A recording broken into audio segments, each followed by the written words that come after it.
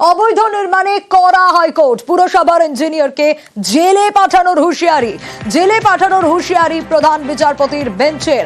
আরো ডিটেইলে বিষয় জানাতে পারবে অর্ণব, রয়েছে আমার সঙ্গে। অর্ণব, দেখো, ওয়াটগঞ্জের একটি বেআইনি নির্মাণ তাই নিয়ে একটি জনস্বার্থ মামলায় স্থানীয় বাসিন্দারা এই জনস্বার্থ মামলা দায়ের করেন এবং সেখানে রিপোর্ট আসে আদালতে। রিপোর্ট তলব করা হয়েছিল এবং সেই রিপোর্ট দেখার পরই আজ প্রধান বিচারপতি পি.এস. শিবাঙ্গম তিনি তার অসন্তোষের কথা স্পষ্ট জানিয়েছেন যে কোনো বিল্ডিং নিয়ে, কলকাতা পুরসভা এলাকায় যদি কোনো বিল্ডিং নিয়ে অভিযোগ ওঠে তাহলে সেই অভিযোগটা খতিয়ে দেখতে কেন বিল্ডিং বিভাগের অফিসাররা একবার স্পটে গিয়ে ভেরিফিকেশন করবে না, এবং কেন এই কর্তব্য বা দায়িত্বহীনতার জন্য ওই অফিসারকে শোকজ করে বা তাকে এখনই সাসপেন্ড করার মতো নির্দেশ জারি করবে না। এবং প্রধান বিচারপতি বলেন কিছুদিন পরই হয়তো তিনি অবসর নেবেন, কিন্তু আদালত পারে তাকে এসএন ব্যানার্জি রোডের অর্থাৎ কর্পোরেশনের অফিস থেকে আজ সেখান থেকে সাসপেন্ড করে বাদ করে দিচ্ছে। এবং এই কড়া পদক্ষেপের বা কড়া মন্তব্যের একটাই কারণ প্রধান বিচারপতি বলেন যে কলকাতা পুরসভা এলাকায় আমরা গত কয়েক মাস ধরে দেখছি বিভিন্ন বেআইনি নির্মাণ, কোথা বাড়ি হেলে পড়ছে, কোথা বাড়ি ভেঙে পড়ছে। এই অবস্থায় যেখানে স্থানীয় বাসিন্দারা অভিযোগ দায়ের করছেন কলকাতা পুরসভায়, কেন সেই অভিযোগটা খতিয়ে দেখতে বিল্ডিং বিভাগের অফিসাররা একবার নড়ে চড়ে গিয়ে সেটা দেখে আসবে না সচক্ষে, এবং কেন যারা এই অভিযোগ আনছেন তাদের বিরুদ্ধে মিথ্যা মামলা করা হবে ওয়াটগঞ্জ থানায়, এই বিষয়েও তিনি নিজের ক্ষোভ চেপে রাখেননি। এবং এরপরই কার্যত জুন মাসের মধ্যে একটা নির্দিষ্ট সময়সীমা করে দিয়েছেন তিনি, এবং ওই বিল্ডিং ওয়াটগঞ্জের যার 6 তলা তৈরি হয়েছে তার স্যাংশন বা অনুমোদন রয়েছে 3 তলা বানানোর, কিন্তু বাকি যে 3টে তলা বানানো হয়েছে সেটা অবৈধ। সেই 3টে তলায় যারা রয়েছেন তাদের ফাঁকা করা, কর্পোরেশন সেই কাজ করবে, এবং ফাঁকা করার পরেও যদি কোনো রকম সমস্যা তৈরি করে পুলিশ তাদের সাহায্য করবে, এবং জুন মাসের মধ্যে ওই 3টে তলা ভাঙতে হবে, এই নির্দেশও প্রধান বিচারপতি ডিভিশন বেঞ্চ জারি করেছে। বেশ।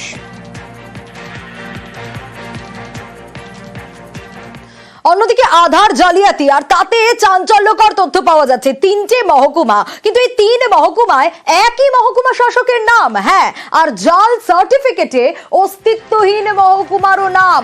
আরো ডিটেইলে বিষয় সমীর জানাতে পারবে। সমীর রয়েছে আমার সঙ্গে। সমীর, এটা কিভাবে সম্ভব? ইতিমধ্যেই আমরা দেখেছি যে গতকালই গ্রেপ্তার করা হয়েছে সাইবার ক্যাফে কর্মীকে। কতদিন ধরে এই কাজ সে চালাতো, এই জালিয়াতির কাজ কিভাবে চলতো? দেখো সোনিয়া, যে গ্রেপ্তার হয়েছে তার নাম মোশাররফ শেখ। তার জামাইবাবু নামেই ছিল কিন্তু এই আধার সেন্টার বা তথ্যমিত্র কেন্দ্র।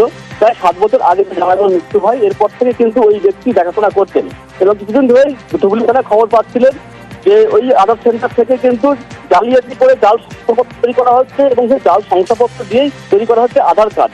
এরপরে গত সোমবার ওই ব্যক্তিকে গ্রেপ্তার করে ধুবুলি থানার পুলিশ, এবং তাকে জিজ্ঞাসাবাদ করে এই তথ্য উঠে আসে, এবং বেশ কিছু নথি জাল উদ্ধার হয়, এবং তার মধ্যে রয়েছে কাস্ট সার্টিফিকেট এবং অন্যান্য নথি। এবং এই কাস্ট সার্টিফিকেট ভেরিফাই করে দেখা যাচ্ছে যে কৃষ্ণনগরীতে প্রাক্তন মহকুমা শাসক চিত্রদীপ সেন তার সই জাল করে, ডিজিটাল সিগনেচার জাল করে এই নথিগুলো তৈরি করা হয়েছে, এবং দেখা যাচ্ছে একই সময়ে তিনি 3টি মহকুমা শাসকের জন্য কর্মরত রয়েছে, যার মধ্যে কৃষ্ণনগর, রানাঘাট এবং মধ্যমগ্রাম। এবং বাস্তবে কিন্তু এই মধ্যমগ্রাম মহকুমার কোনো অস্তিত্ব নেই, এবং এই সই চাল করে মহকুমা শাসকের কিন্তু সার্টিফিকেট তৈরি করা হতো, এবং সেগুলোতেই আধার কার্ড তৈরি করা হতো। এবং এই আধার কার্ড তৈরি করতে কিন্তু জালিয়াতি আশ্রয় নিয়েছিল এই ধৃত ব্যক্তি। তার কারণ তার নামে কোনো আধারের পোর্টাল ছিল না, অন্য আধার পোর্টাল সেই ব্যক্তির ছবি জালিয়াতি করে কিন্তু এগুলো করা হতো, এবং পুরো বিষয়টা তদন্ত করে দেখছে ধুবুলি থানার পুলিশ। জাল ডকুমেন্টস ওর কাছ থেকে সেখানে রিকভার করেছি, এবং সেগুলোকে মিলিয়ে আমরা দেখেছি যে সেগুলো একদমই ফলস ডকুমেন্ট আছে। প্রিলিমিনারি এনকোয়ারিতে সেখানে তাই মনে হচ্ছে। কিছু নাম ঠিকানাও আমরা পেয়েছি যারা সেখানের মধ্যে যুক্ত থাকতে পারেন। একই ডেটের মধ্যে আপনার বিভিন্ন সাব ডিভিশনের একজনকে দেখানো হয়েছে যে এসডিও হিসেবে সেই ডিজিটাল সিগনেচার করে সেই বার্থ সার্টিফিকেটটা ইস্যু করা হয়েছে, এবং কিছু জাল স্বাস্থ্যসাথীর কার্ডও আমরা পেয়েছি। তো সমস্ত জিনিসটাই তদন্ত করে দেখা হয়। আর এবার মালদার হরিশ্চন্দ্রপুর 2 নম্বর ব্লকের মশালদহের দিকে নজর রাখতে হবে। কেন জানেন? কারণ কন্যাশ্রীর আবেদন অবিবাহিত দেখিয়ে অর্থাৎ অবিবাহিত নয় তাও কন্যাশ্রীর আবেদন 16 জায়গায় তদন্তে 10টিরও বেশি আবেদনের হদিশ পাওয়া গেছে। বিবাহিতদের কন্যাশ্রীর সুবিধা পাইয়ে দিতে টাকা দাবি, এরকম ঘটনা কিভাবে ঘটলো সেবকের কাছ থেকে জানতে চাইবো। সেবক, এটা কারা করলো, কেন করলো? পঞ্চায়েত ব্লক অফিসের কর্মী পরিচয় টাকা দাবি। একদমই, দেখো অত্যন্ত চাঞ্চল্যকর অভিযোগ। হরিশ্চন্দ্রপুর 2 ব্লকের জয়েন্ট বিডিও তিনি বেশ কিছু অভিযোগ পেয়ে উপভোক্তাদের নামের তালিকা নিয়ে বেশ কিছু বাড়িতে সরেজমিনে যখন তদন্ত করতে যান, কার্যত চক্ষু চড়ক গাছ অবস্থা প্রশাসনের। কারণ দেখা যাচ্ছে যে প্রকল্প শুধুমাত্র অবিবাহিত মেয়েদের জন্য 25,000 টাকা করে বরাদ্দ হওয়ার কথা, সেখানে এমন তালিকায় নাম রয়েছে যারা বিবাহিত, কেউ কারো সন্তান হয়ে গিয়েছে, কেউ 2 বছর বা 3 বছর আগে বিয়ে করেছেন। এই তদন্তে গিয়ে তারা দেখেন যে এই ছাত্রী থেকে অভিভাবক অভিভাবিকা তারা সকলেই বলছেন যে হ্যাঁ তাদের মেয়েরা বিবাহিত, তবে তারা আবেদন করেছেন এবং এক্ষেত্রে ব্লক এবং পঞ্চায়েত অফিসের কর্মী পরিচয় দিয়ে তাদের বাড়ি এসে টাকা সংগ্রহ করেছে 2 জন। কোথাও 3,000, কোথাও 3,500, কোথাও 5,000 পর্যন্ত টাকা নেওয়া হয়েছে। পুরো বিষয়টি নিজের কানেই শোনেন তদন্তে যাওয়া জয়েন্ট বিডিও।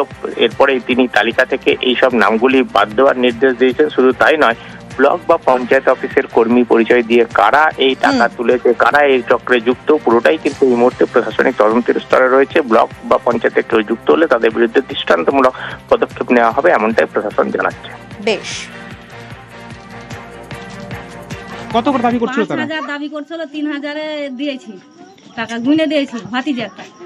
তারা কোন অফিসের পরিচয় দিয়ে এসেছিল আপনাদের এলাকাতে?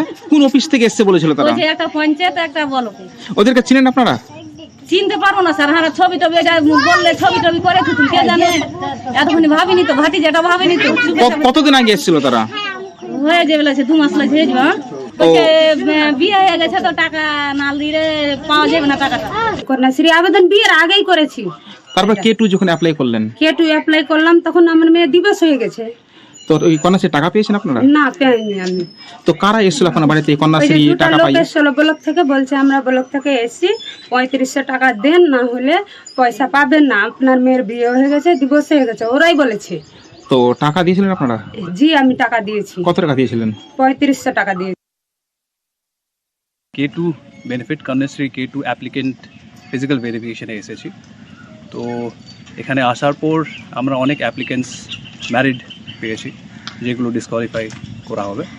আর সাথে কিছু ডিসক্রিপেন্সিসগুলো আছে, কিছু অবজেকশনসগুলো আছে, সেগুলো আমরা ডিউ প্রসেস ফলো করে টেক আপ করবো। স্যার অভিযোগ করছেন যে অনেকে নাকি টাকা দিয়ে নাকি স্যার সে আবেদনটা করিয়েছেন? হ্যাঁ, সেই অভিযোগগুলো আছে, সেটা আমরা ফার্দার ইনকোয়ারি করব, তারপরে ডিউ প্রসেস ফলো করে ওটাকে আমরা টেক আপ করবো।